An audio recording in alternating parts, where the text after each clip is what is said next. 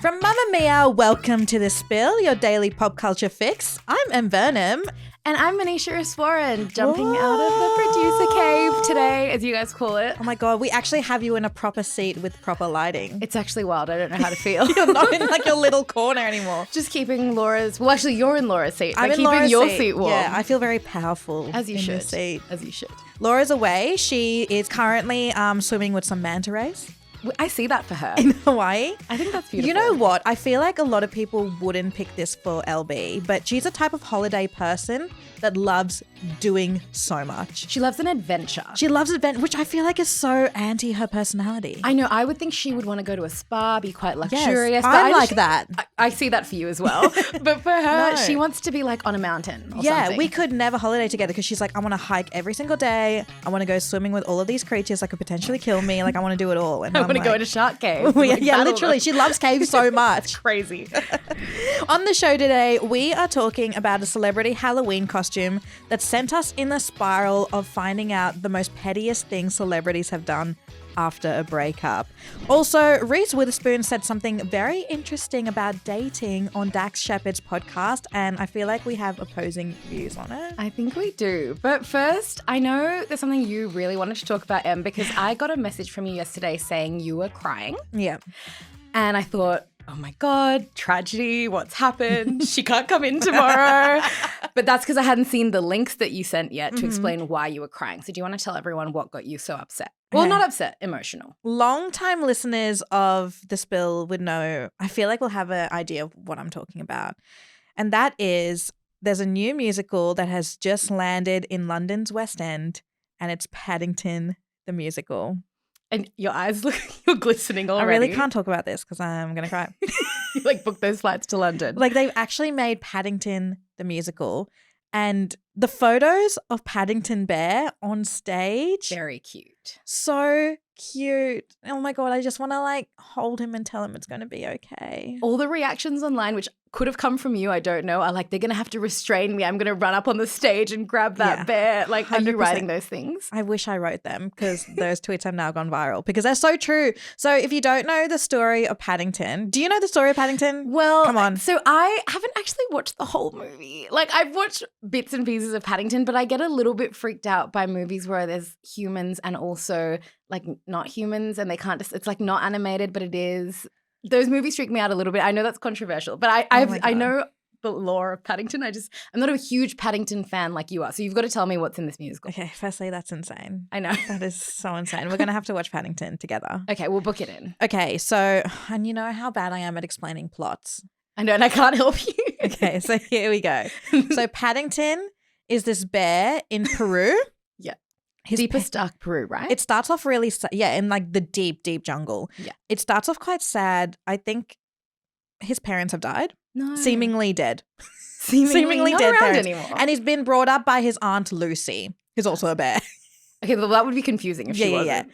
And then an explorer finds the bears and they're like, oh my God, this is a new species of bears. They can talk. It's really cool. And he gives his hat to Paddington. Oh, that's the iconic little hat that he always wears. I think so. Yeah. Oh, Well, hopefully. I have a feeling he loses a hat and then he wears a different one. No, maybe. And maybe I'm wrong. Because he has his marmalade sandwich in his hat. Okay. Anyway. Why wouldn't you? Aunt Lucy's getting really old, so she has to go to the retirement home for bears. No. So she convinces Paddington to go travel to London, like live your life. And Paddington's like, okay. Wait, is he still a child? He's a bear. But like a teen. As in like a lost bear. You're putting too much structure on the movie. Okay, keep going. He's a talking bear. What more do you want from him? Anyway, Paddington travels to London. And I think so the musical, I think, is like exactly like the movie, except I'm assuming with songs. Yeah. Well, so it's an exact, like the storyline. And the like start of the Paddington movie is so sad because it's raining and everything goes wrong and he's on this train and he's like in the train station and he's asking for help and no one's listening to him and he's just sitting on his little suitcase with his like soggy hat and he's just everyone relates to that. You're a holiday, like things can go wrong. And he's so sad. And then the Brown family finds him and they welcome him in. And then Nicole Kidman wants to kill him. What's the motivation there? I think she's a taxidermist. Okay. Dermist? Taxidermist. Taxi. She works in taxidermy. And I think she's like has this big collection and she's like, oh my God, there's a bear from Peru here. I'm going to take it. And then kind of like a Cruella de Vil situation. So the actual bear on stage, it's like kind of like a team effort. Okay. So the bear is played by 3 people who kind of take turns playing him. So we have Artie Shah, Ali Sarabani, and Abby Purvis. And then there's a guy backstage whose name is James Hamid, and he does Paddington's voice and animatronics. Oh my God, James doing the most. So James like actually like makes Paddington like have expressions and stuff on his face. So the bear looks real. Like, what I'm trying to get to is like the bear actually looks real. I have seen the photos. He does look very emotive. And He's then really cute. Paddington did an interview with BBC. I did see snippets of this. And he's so cute. Like even the interview was like, I think I need a moment. Just to recover. Yeah. Is there a bit of the movie that like if you were seeing the play or the musical, you would be like, I really want to see that scene come to life on the stage? Oh, that's such a good question because the whole movie is just so beautiful. It's just a masterpiece. It's just really good. There's a lot of like physical comedy in the movie. Okay. Like Nicole Kidman does a lot of like acrobatic moves. Okay. Where she tries like there's so many like it's a lot because it's like a kids movie essentially, right? Yeah. So there's a lot of Nicole Kidman trying to kidnap Paddington and then Paddington going, this lady tried to kidnap me and that's why the house was set on fire. And then the family's like, Paddington. No, so she did. There's no woman who's trying to kill you. So is there other songs in this like original music? Do you know? Well, I'm assuming so, since the Paddington movies There's no songs. See, I know nothing about this movie. I'm like, do they sing in the also movie? weirdly know nothing about anything. The music in the snippet that they released in the ad where they're like, Paddington, that seems really cute. It seems like a very adorable sort of musical. I'm actually not there for the music. I'm there to see my bear. Fair. Well, let's get Em on a flight to London. If the Paddington people oh my hear God, this, do you think Mamma Mia would send me to London to watch this? I don't know if Mamma Mia would, but maybe the Paddington people will hear and they'll be like, this is our biggest fan. We got to get this girl in the front row. Paddington people, if you're listening to this. This is your call up. I'm ready. I'm ready for my calling. Okay, Em, so one of my favorite things is watching people who have gone through a really chaotic long-term relationship breakdown, especially in the celebrity world. That's so nice of you. No, I mean, one of your favorite things. I got more interesting after a breakup. And obviously one of the girls in Hollywood doing that right now is Nina Dobrev after her breakup with Shaun White. I remember talking about this on the podcast because she became very vocal on TikTok. Well, that's a sign, isn't it? That's a sign you're going through something. We've all been there. She's just like us. Well, she's just made the big move from LA to New York. So we love a big breakup, a city move, you know, it's very Rom-Com. Hanging out with your hot friends on a yacht. Exactly. She posted on her Insta stories like she's a New Yorker now. You just know the girlies were helping her take that video, take that photo to announce it. Do you ship her with Zac Efron? No. Okay. Do you? No. So glad we had that chat. Thank God. But one thing that she's done, which some people are saying is a little chaotic, a little nod to her ex, came out over Halloween. So did you see Nina Dobrev's Halloween costume? I didn't. So she wore a Bride of Chucky costume. She dressed as Tiffany Valentine, who is the character known for her sort of, she's like the love interest, but also like accomplice of Chucky. They have quite a toxic relationship. Yeah. So she dressed as Tiffany and she had a little replica of the red-haired doll Chucky, which people are saying is a nod to Shaun because he has reddish hair. Oh. So yeah, it's a bit of a tenuous link. But then her caption was the making of Chucky and his bride, till death and good lighting do us part. And people are saying she's sort of mocking her engagement breaking down and that it's a bit of a jab at the end of her engagement with Shaun White. Oh my God. Do you think people are reading into it? Yeah.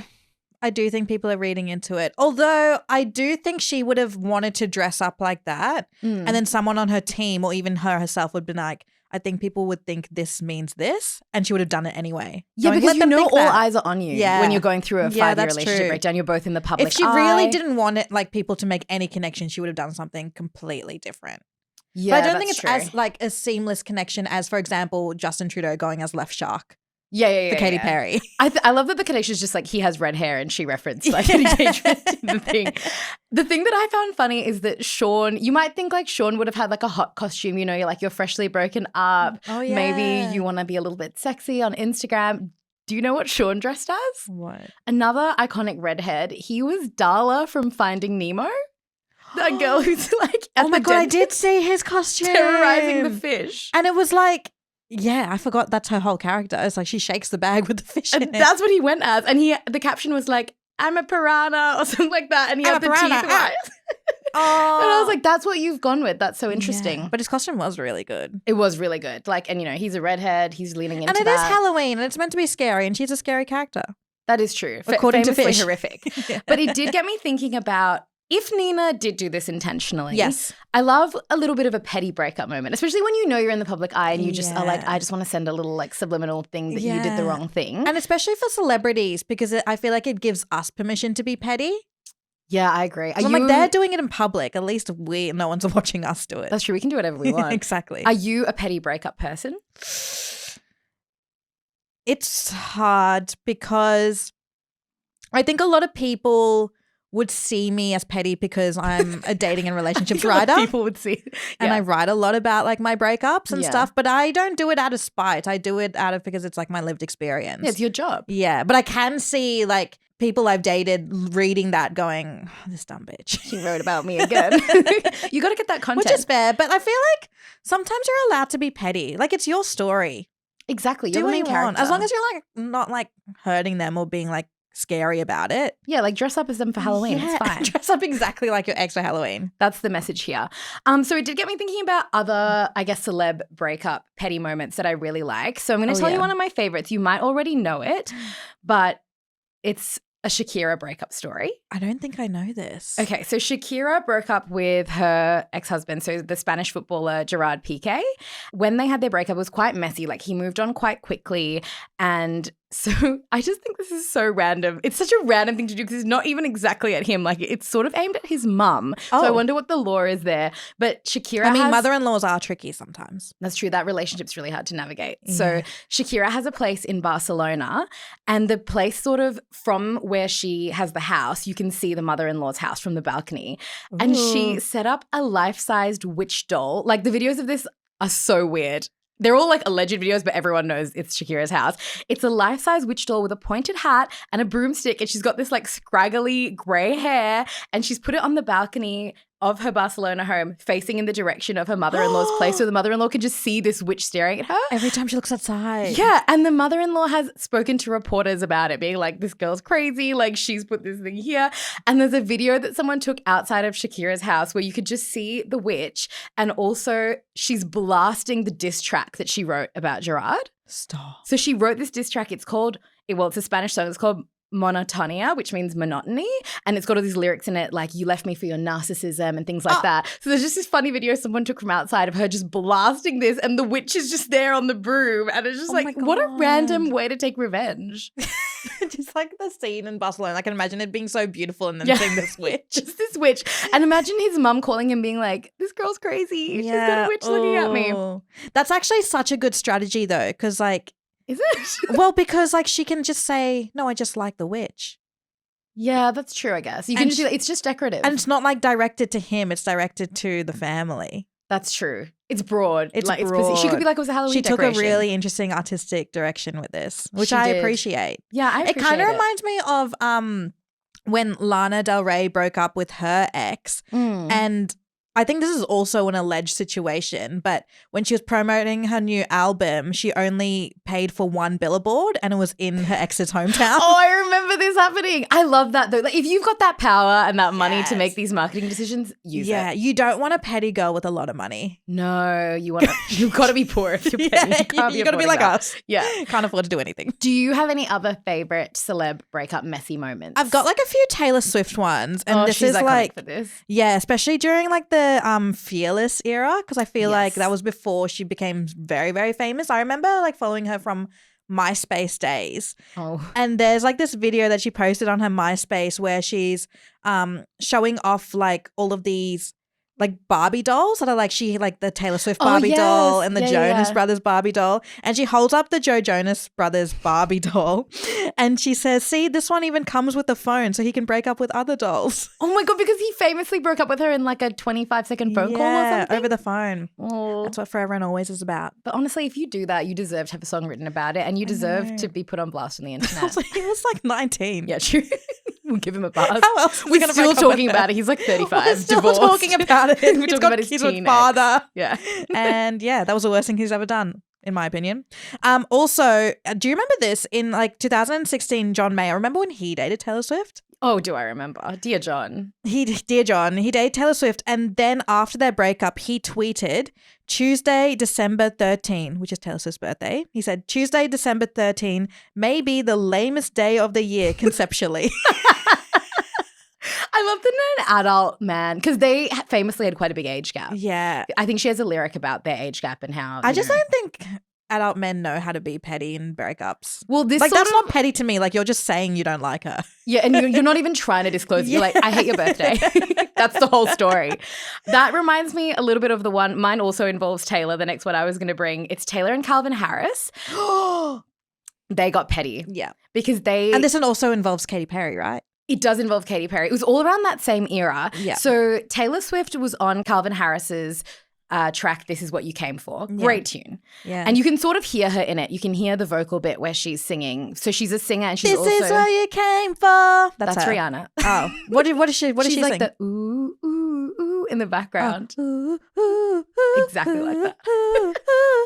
So she's got a writing credit, and she also she was under this pseudonym called Nils Joberg, because they were like, let's do it under a pseudonym because we don't want to take away from the song of people to think about the fact that we're collabing together because we're in a relationship when they released this song. And then shortly after the song was released, Taylor and Calvin broke up. And then it comes out that it was Taylor on the track. It wasn't the pseudonym. They changed the writing credit to actually be Taylor Swift. Oh, they changed it. Yeah, I think her team must have come forward and been like, we don't need to disguise it anymore. Like, they're not together anymore. And that really upset Calvin because I think he felt a bit blindsided, as if she was trying to say, I wrote this song completely on my own. Not what she never really spoke publicly about it on her socials or anything. Yeah. And so the pseudonym was dropped from the official credits. It is weird though, like being with someone, having a pseudonym, and then they break up, and then the first thing they do is like, I want my name on that song. Well, I don't know if it was the first thing, but it did happen after the breakup. And it was when she was on her whole PDA parade with Tom Hiddleston as well, like really flaunting it. So then Calvin Harris, is also like while she was still beefing with Katy Perry. Yes, so this is all happening at the same time, which is referenced in Calvin Harris's tweets about it. So he goes on this Twitter rampage, a little bit like John Mayer. This is what I mean by men don't know how to be petty in breakups. Yeah, they just get angry and they just tell us what happened. I'm like, no, there's no fun in that for us. And also, like, I don't know if like adult men going through a breakup should be allowed social media. Yeah. Just have a little mandated break. So he does this string of, it's so chaotic because he kind of goes between being really positive and really negative. And he goes, God bless everyone. Have a beautiful day. Please focus on the positive aspects of your life because you've earned a great one. And then he goes, I know you're off on tour and you need someone new to try and bury like Katie, etc. But I'm not that guy. Sorry. I won't allow it. Also, these are just straight tweets, so it's not like he's like no tweeting context. at her. No one's tagged. I figure if you're happy in your new relationship, you should focus on that instead of trying to tear your ex-BF down for something to do. Hurtful to me at this point that her and her team would go so far out of their way to try and make me look bad at this stage, though. Then he has an emoji that's like, but it's holding its chin. Oh my God. And then just to set the record straight, he goes, I wrote the music, produced the song, arranged it, and cut the vocals though. And initially she wanted it kept secret, hence the pseudonym. But then this last one really confuses me. It's the streamline of conscious. Like, it's like so calm much. Down. Take a break between tweets. Yeah. And then this one really confused me because he goes, and she sings on a little bit of it too. Upside down smiley. Amazing lyric writer, and she smashed it as usual. Oh my God. He did a full 360. I know. He's like, maybe someone was like, soften it. Yeah, he starts off good, then goes really dark, and then I think his PR just knocked on his arm going, hey, mate, she's going to sue us. Add the upside down smiley. Yeah. That'll save us. Just tell everyone she's the best. And he's like, all right. So I guess a couple of them, we both mentioned Taylor Swift there. I do feel like she's sort of, I don't actually think she was petty in this situation. Do you? What's your read on that? Is it Calvin being petty or her? In the tweets? Well, in the whole situation with This Is What You Came For, do you think her putting her actual name on it post-breakup was her being petty, or do you think him doing, I mean, he was obviously being petty, but I mean, maybe she played a role as well. I think she initially was petty, but she did it the right way where it was like kind of hidden. Yeah. And then that could have been the thing that everyone ran with, but because he went on top of that and made it way worse, everyone was like, okay, this is too much now. Well, he would have looked better if, like you said, he just left it. And then everyone would have been like, he made her look better. Yeah, because she was just quiet. She's just like, I'm kissing Tom Hiddleston in Australia. And he's like, I'm tweeting on the couch. And he's like, amazing singer. Not over this at all. Great lyricist.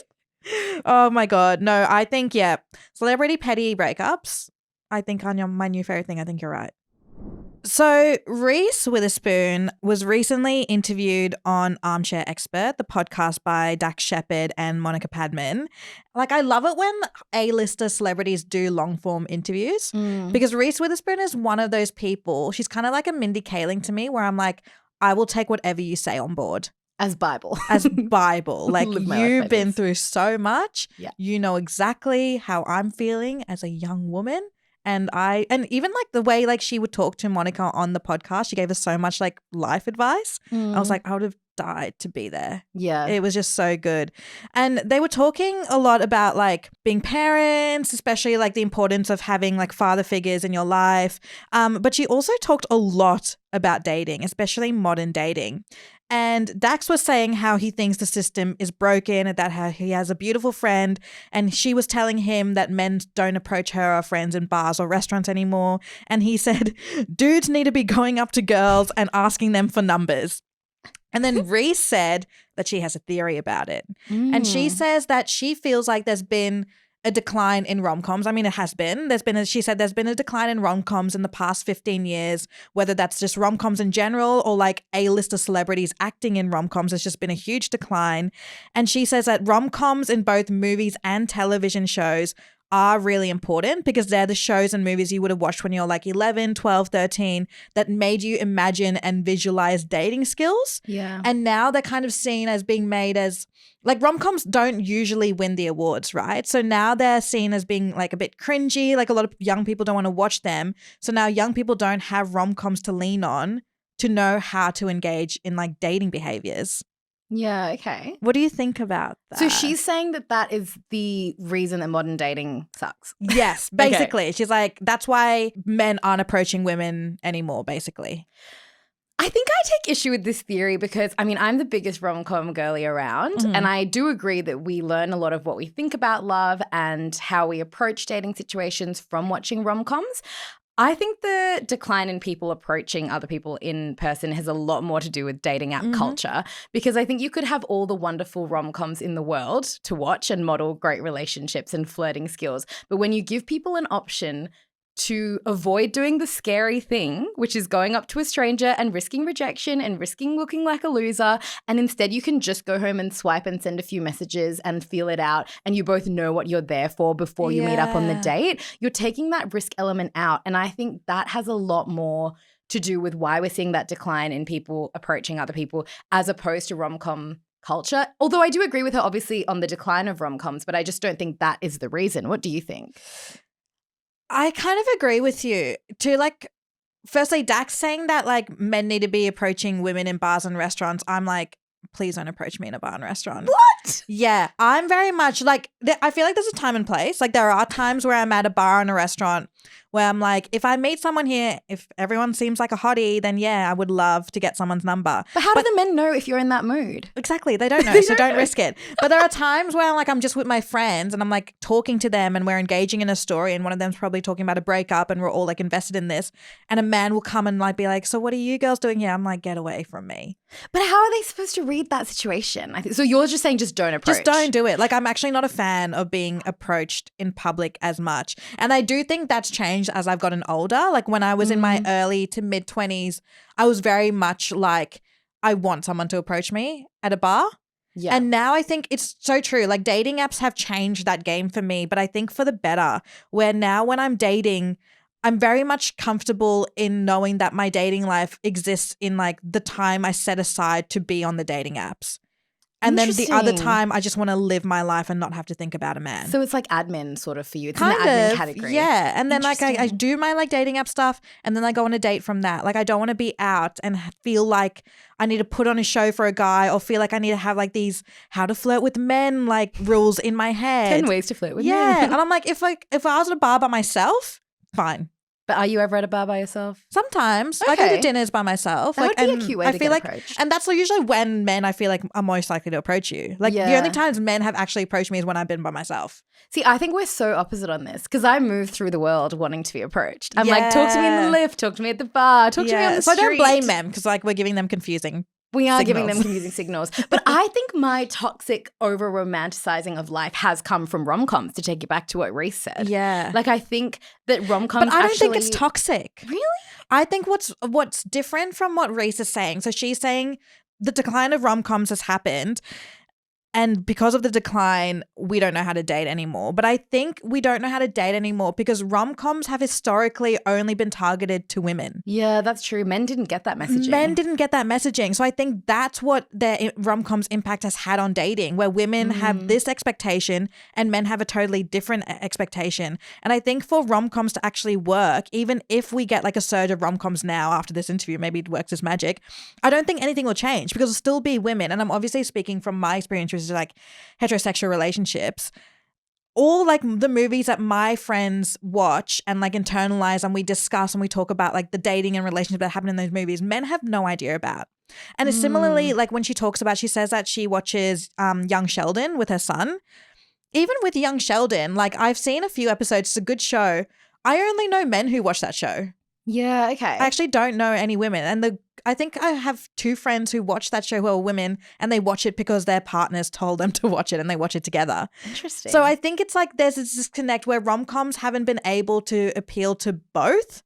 Maybe we need like a government campaign for male-targeted romantic comedies. Yeah. And if we get that off the ground, we'll level the playing I think field. we're getting close. Like I feel like something that was really close was probably that new Netflix show, Mindy Kaling's Netflix show, Running Point. Oh, yes. With Kate Hudson. Yeah, I and watched that that. I think was kind of appealing to both masses because it was sport, comedy. That's how we get them. And then, but yeah, sport comedy, but the like underlining consensus of that show was romantic endeavors. Maybe we just need to toss in like a monster truck or something. We'll get them in. We need something like reel them into the cinema and yeah. they're like, what am I watching? Bam. It's a love story. It's a love story. And I feel like unless we get there, which is why I think now movies that kind of connect both men and women end up being quite like tragic, really scary movies like Materialists. Like I know both men and women who watched that movie and had amazing discussions on that, but that's not a rom-com at all. It's a horror movie. It's a horror movie, but that's also probably like what depicts dating in the most accurate sense right now. Do you think there are any things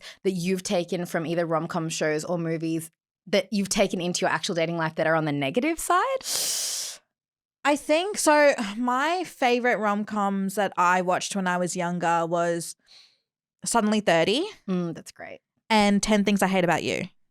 Yeah. And I realized a similar theme in both of those movies is that the women in those movies actually treat the men quite shit. Yeah. And then they still get their happy ending after. What are you saying, Emily? Well, I'm just saying that I forget, like when I was younger and I was dating, like I did have like this kind of main character energy where I was just coming in so hot. And like, I think there was also a period of my time when I was younger where I just hated men. Yeah. And I just like was not. And I'm like, I feel like so many young women go through this where you have so many bad experiences with men, like awful, awful experiences, which are so true. And it just gives you this like frame of mind where you're like, I actually can't trust a man at all. Yeah, you're anymore. like, I can't do it Yeah, anymore. I can't do it. And then I would just go on these dates already so angry at them. Mm. And that would be like anger towards men was just my underlining feeling towards them all the time, every time I was dating them.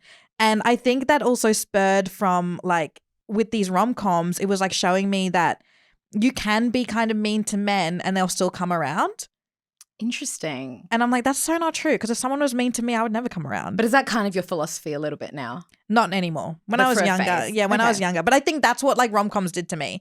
Like I Okay, think interesting. I would treat them like Bible as well. And I was like, oh, but she like told him that he was ugly and And he's back. And now he's back and He he loves forgave it. her and she Yeah. didn't even say sorry. Yeah. I think I definitely have a few that I feel like really influenced how I view love and dating. In a bad way or in a good way? Well, I guess it's a mix. So you've got mail. I relate to that weirdly because with their whole emailing back and forth, I now think a little bit in that mind frame with dating apps and with texting. He was so mean to her though. Yeah, he was quite, but that was in He person. saw her and didn't show up. Okay, that bit, but I'm talking about when they were flirting over email and text. I'm like, that's something that I actually relate to nowadays life because sometimes I'll be like texting a guy and we literally haven't met. And you know how she'll be all like dreamy looking at the computer, like, he sent an email. I'm like, that's me with my stupid Hinge messages. Like, Yes. oh, this is a modern day romance. So I think you've got mail is one. That also, I feel like, is so dangerous, especially when you're on dating apps. So dangerous because it could be a freak. And also, there have been times where I've like thought I've fallen in love with this person, And they're just a good writer. and they're just a good writer, or like it ends badly, and then I'm just like, I have to remind myself, you haven't even met them. And we know that you can come across completely different over text. Like I'm sure all of us do Yeah. it. You can make yourself seem really You can edit interesting. yourself. Exactly. You don't have to think on the fly. Exactly. Another one, I mean, this isn't really romantic comedy, but I guess it's like in the rom-com TV show territory is How I Met Your Mother. I think about that all the time. That is an awful place to get inspiration I'm for 10. dating. Well, I just feel like you really relate to him. He's, it starts when he's in his late 20s. He's just on this real journey, but he's such a hopeless romantic and he sort of goes into every day being like, today could be the day. Yeah, it's not healthy. Oh, yeah. I mean, he does have his faults, like Ted. He's like Oh, obsessed. yeah, his faults. Yeah, he has like weird obsessive things with women. Yeah. But at least you're not a Barney. At least I'm not a Barney. Yeah. I mean, no one's a Barney, I feel like, surely. I mean, no, there's men. I met a lot of Barneys. A lot of men love How I Met Your Mother. Oh, okay. So maybe I'm in the wrong here. Like No, I'm on the wrong side of things. I think it's important to watch How I Met Your Mother as a woman so you understand Where where they're coming men. from. Yeah. And like that they I make had bad a group of guy decisions. friends who like took on slap bet. Do you remember that from How Oh I my Met- God, really? And they would just like slap each other randomly. See, men are so impressionable. We need to get them to these things we want them to behave Yeah, like. Exactly. And the other one I had was He's Just Not That Into You, because I actually think that movie has some great teachings. Yeah, that's a good movie actually. I know this isn't really what Reese meant because it's not really, this is not so much referring to the dynamic of the love and everything, but it's more the dynamic of if he wanted to, he would. And these Yeah. people who mess you around, they're really not that into you. But then at the ending, she's the exception to the rule and he was a dick to her and he comes back and he's in love with her. So I think the They're ending always needs to be edited dicks. out. Yeah. And I think that's why so many women give like chances to men who are just bad men. Because of Justin Long. Yeah. That's And I'm like, exactly you're just why. a rude dude.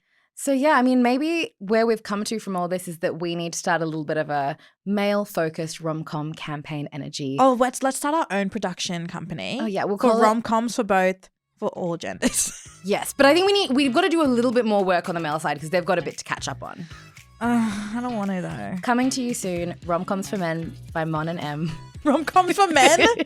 Yeah. Oh my God. Okay. Yeah, I'm down. That sounds fun. No one else is doing it.